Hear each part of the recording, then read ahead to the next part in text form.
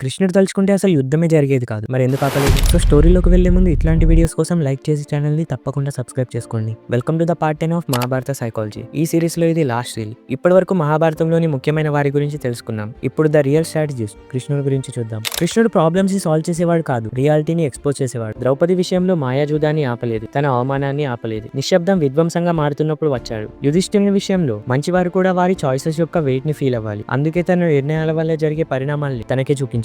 కర్ణుని విషయంలో తనకు నిజం చెప్పి నిర్ణయాన్ని తనకే వదిలేశాడు. ధర్మం గురించి ముందే హెచ్చరించాడు, కానీ తన నిర్ణయాన్ని కూడా గౌరవించాడు. దుర్యోధనుని విషయంలో శాంతి ప్రస్తావాన్ని తీసుకొచ్చాడు, తన అహంకారాన్ని విడిచిపెట్టమని ఆదేశించాడు. కృష్ణుడు యుద్ధం చేయకపోయినా చేసిన ప్రతి ఒక్కరిని కంట్రోల్ చేశాడు. ఇచ్చామృత్యు ఉన్న భీష్ముని తన సొంత ప్రతిజ్ఞ అడ్డుపెట్టుకుని చంపించడం నుండి తన జీవితం మొత్తం ధర్మం పాటిస్తానని ప్రతిజ్ఞ చేసిన ధర్మరాజుతో అబద్ధం చెప్పించి ద్రోణుని చంపించడం వరకు, శక్తి అస్త్రం కటోత్కచుని మీద వాడేట్టు చేయడం దగ్గర నుండి నాగాస్త్రం నుండి అర్జునుని తప్పించడానికి రథాన్ని కిందికి తొక్కే వరకు, దుర్యోధనుని చంపడానికి తన తొడపై దాడి చేయమని భీమునికి చెప్పడం నుండి అశ్వత్థామ బ్రహ్మశిరోస్త్ర ప్రభావం వల్ల చనిపోయిన పరీక్షిత్తును బ్రతికించడం వరకు, సమయం వచ్చినప్పుడు తన సొంత ప్రతిజ్ఞ బ్రేక్ చేసి భీష్మునిపైకి ఆయుధం ఎత్తడం నుండి సుదర్శన చక్రంతో సూర్యుని ఆపి అర్జునుని ప్రతిజ్ఞ నెరవేరేలా చేయడం వరకు, మొత్తం చేసింది చేయించింది అంతా కృష్ణుడే కదా. కృష్ణుడు యుద్ధాన్ని మార్చలేదు, దాని మీనింగ్ ని మార్చాడు. తాను పాండవ పక్షపాతి కాదు, ధర్మ పక్షపాతి. అతన్ని నమ్ముకుంటే ఎలాగైనా వచ్చి కాపాడతాడు. అందుకే మన ప్రతి ప్రాబ్లమ్ మనం గుర్తుపెట్టుకోవాల్సింది కృష్ణ సదా సహాయతే. Happy new year to all.